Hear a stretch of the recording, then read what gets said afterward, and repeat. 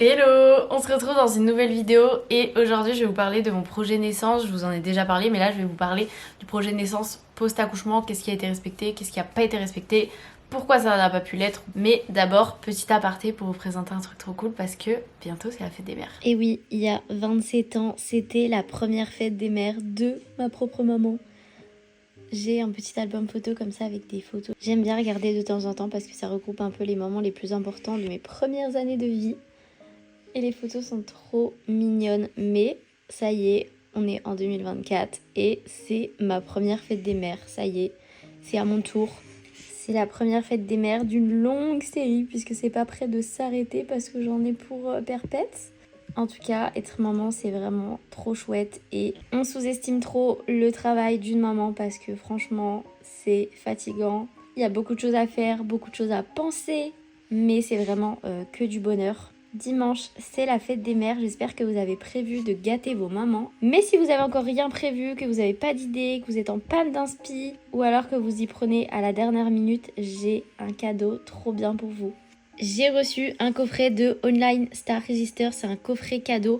J'ai reçu le coffret cadeau Superstar, vous allez voir comment il est trop beau. En fait, vous pouvez acheter une étoile et l'offrir à quelqu'un, je trouve ça trop cool. Déjà, le coffret est magnifique. Il y a plein de petits documents, vous pouvez le personnaliser pour l'occasion. Donc moi, je l'ai fait pour la fête des mères, pour ma maman. Vous avez un coffret VR, vous avez un télescope, vous avez une boule à étoiles étincelante. Vous avez du coup une affiche avec les étoiles, vous avez le certificat et franchement, la boîte cadeau est trop jolie.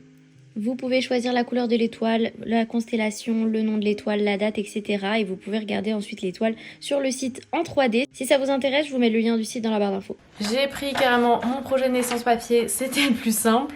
Alors déjà j'avais une partie sur le travail, donc tout ce qui est communication, m'expliquer tout ce qui se passe, les actes réalisés, ça c'était good, l'équipe a été top, j'ai toujours eu des explications pour tout ce qui a été fait, mais bon ça pour moi je l'ai mis dans mon projet de naissance mais c'est un truc juste normal en fait.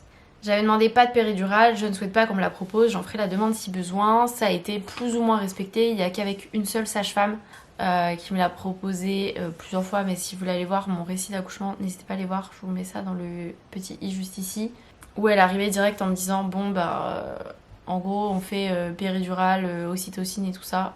J'ai dit non. Sinon les autres ne me l'ont jamais proposé et c'est moi au final qui l'ai demandé.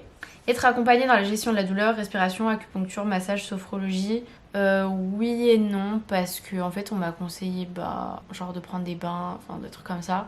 Je pense qu'ils n'étaient pas formés ni à tout ce qui est sophrologie, acupuncture, etc. parce que j'en ai pas eu. Mais j'ai plutôt été laissée dans ma bulle plutôt que accompagnée dans la douleur, je trouve. Accès à la salle nature, si elle est disponible, bain, ballon, musique, monitoring portatif, lumière tamisée, lien de suspension, préservation de l'intimité et calme. Ça a été vraiment respecté puisque dès que ils ont décidé de me garder, je suis direct allée en salle nature et ça c'était trop bien. Du coup on a passé genre plus de 24 heures en salle nature. Et c'était cool parce que du coup il y avait une grande baignoire, il y avait les lianes de suspension, il y avait le ballon, j'ai eu le monitoring portatif donc quand on me faisait le monito je pouvais bouger dans la chambre donc franchement c'était trop bien, ça c'était trop cool, j'étais trop contente.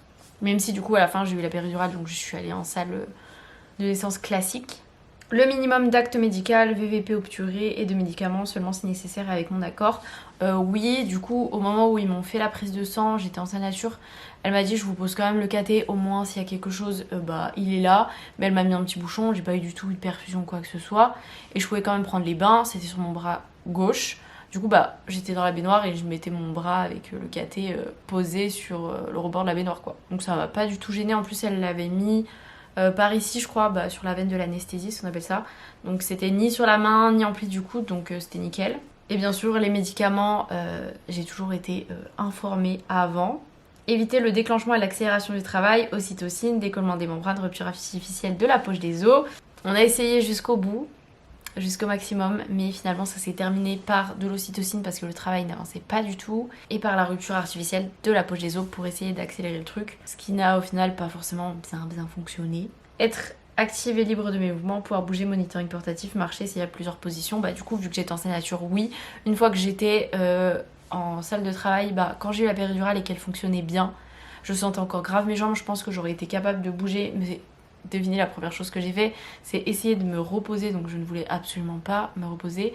Changer de position, même avec la péridurale on a changé de position, il y a même une fois où j'étais genre un peu genre à quatre pattes posée sur le dossier comme ça, c'était bien. Et puis après il y a un moment donné où quand la péridurale s'est débranchée, j'avais super mal, du coup elle m'a mis des doses en plus et là je ne sentais absolument plus mes jambes, donc je ne pouvais plus bouger. Ensuite, on passe à tout ce qui concerne la naissance, éviter la poussée dirigée, privilégier la poussée réflexe. Alors, j'ai poussé genre 3 fois, histoire de dire, pour essayer, parce que quand il y a eu le liquide méconial, il fallait que bébé sorte. Mais au final, j'ai pas eu d'accouchement voix basse, donc j'ai pas eu de poussée réflexe ou vraiment de poussée dirigée. Pas d'acte invasif, pas d'épisiotomie ou d'instrument, sauf urgence vitale, m'en informer avant de pratiquer ces gestes. Du coup, j'ai pas couché par voix basse, donc geste invasif, la césarienne quand même. Pas de rotation de la tête du bébé au passage des épaules, c'est pareil. J'ai pas eu d'accouchement voix basse, donc voilà. Si césarienne, proposer à mon accompagnant d'être présent, me proposer de voir l'accouchement et de pousser. Alors, du coup, il a pu être présent. Voir l'accouchement, j'ai pu. En fait, ils ont baissé le truc, mais une fois qu'elle l'a baissé, limite, bébé était déjà là parce que j'ai eu une césarienne d'urgence, donc ça allait super vite, mais du coup, j'ai vu un petit peu quand même. Par contre, pousser, c'était pas possible, comme c'était une césarienne d'urgence, on pouvait pas prendre le temps de pousser, quoi. Clampage tardif du cordon, attendre qu'il ne batte plus et me proposer de le couper, ça du coup on n'a pas pu le faire puisque c'était une césarienne d'urgence, qu'il y avait des risques que bébé ne respire pas bien et donc il fallait qu'il soit ausculté assez vite, donc du coup le cordon était coupé direct, tout ça. J'ai pas pensé au don de sang de cordon parce que j'étais pas là-dedans clairement. Je suis passée de salelature à finalement péridurale à césarienne d'urgence, donc mon cerveau il était pas dans les dons de cordon machin. Délivrance naturelle du placenta, pas de cytocine pour l'accélérer, encore une fois la césarienne ne permet pas vraiment de délivrance naturelle du placenta. Si déchirure minime, ne pas faire de points, je n'ai pas eu de déchirure puisque pas d'accouchement voix basse. Faire une empreinte placentaire, alors ça je ne l'ai pas fait mais je pense que j'aurais pu le faire, mais c'était une césarienne d'urgence puisque il garde le placenta, mais j'y ai pas pensé. Et comme l'équipe du bloc, ça a été prévu en urgence, la césarienne, eux ils ont pas lu mon projet de naissance et vu qu'on était dans l'urgence, on n'était clairement pas là-dedans, donc voilà. En plus mes affaires, du coup elles étaient pas dans le bloc puisqu'on n'emmène pas nos affaires, nos sacs dans le bloc, c'est dans la salle d'accouchement, donc je l'ai pas fait, mais c'est pas grave, c'était un plus, si on pouvait le faire tant mieux, mais si on l'a pas fait, c'est pas grave. Peau à peau, mise au sein précoce, même si césarienne, éviter les compléments de lait artificiel. Peau à peau, du coup, on en a fait direct. Ils l'ont emmené voir le pédiatre l'a ausculté, bébé criait, pas de soucis de respiration, etc. Donc ils l'ont directement posé sur moi. Il y en a qui m'ont demandé comment on fait le peau à peau en césarienne. Du coup, il est posé genre un peu sur le haut de la poitrine et un peu dans le cou, parce que vous avez le champ qui est un peu au niveau des seins, quoi. Donc du coup il était posé assez haut comme ça avec des couvertures chaudes et tout, donc on a pu faire du peau à peau direct, c'était trop bien. Mise au sein précoce, une fois qu'on est retourné une fois qu'on est allé dans la salle de réveil, du coup au début bébé était dans les bras de mon copain et quand je suis arrivée ils me l'ont mis sur moi et puis on a direct essayé mise au sein, il a super bien accroché. Il a fait d'ailleurs sa meilleure tétée de toute la mater, la première était la meilleure. Et après sinon du coup bébé restait en peau à peau tout le long dans la salle de réveil. Et puis pour remonter à la maternité aussi, bébé est resté sur moi, donc c'était trop bien. On est remonté en lit, en peau à peau, pas besoin de l'habiller. Éviter les compléments de lait artificiel, alors il en a eu un petit peu parce qu'il a perdu genre 12% je crois, ou peut-être un peu plus, de son poids de naissance, et je tirais mon lait pour le compléter, sauf que la pédiatre qui était là, ou le pédiatre je ne sais plus, voulait qu'on complète de 40 ml, je trouvais ça énorme. La sage-femme aussi a dit que c'était un peu énorme, mais bon. Écoutez, on a fait ce qu'il y avait à faire, donc du coup il avait mon lait plus un petit peu de lait artificiel, c'était du lait sans protéines de lait de vache, mais il en a pas eu longtemps, franchement il a dû avoir peut-être 3-4 seringues de lait artificiel. Il a pas du tout eu de biberon en tout cas. Si mes seins non possibles, je souhaite exprimer mon colostrum pour lui donner à la seringue par exemple, du coup il n'a pas eu besoin.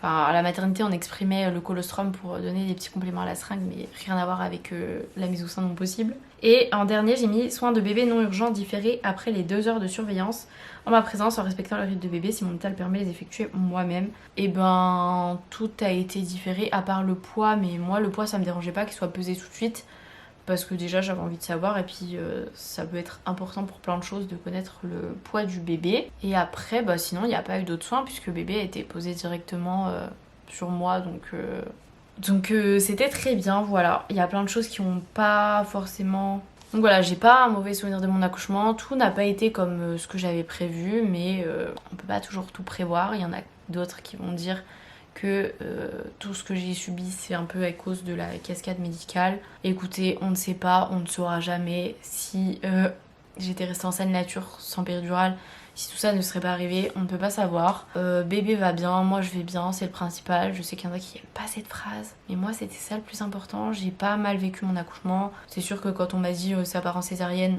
forcément je l'ai pas... C'était un peu difficile au début et puis finalement tout s'est très bien passé. Donc voilà, je garde quand même un très bon souvenir de mon accouchement, même si ça a été long, très très long et douloureux. Dites-moi si vous avez fait un projet naissance, si ça a été respecté ou pas. Parce qu'il y en a plein qui m'ont dit qu'elles en avaient jamais fait et qu'elles savaient pas comment faire. Donc voilà, si vous voulez aller voir ma vidéo où je vous expose mon projet de naissance, vous pouvez aller la voir aussi, même si là j'ai repris un peu toutes les choses. L'autre vidéo peut vous donner un petit peu des idées. J'espère que cette vidéo vous aura plu. Si vous voulez faire plaisir à votre maman, toutes les infos sont dans la barre d'infos. Je vous fais de très gros bisous et on se dit à plus tard pour une prochaine vidéo.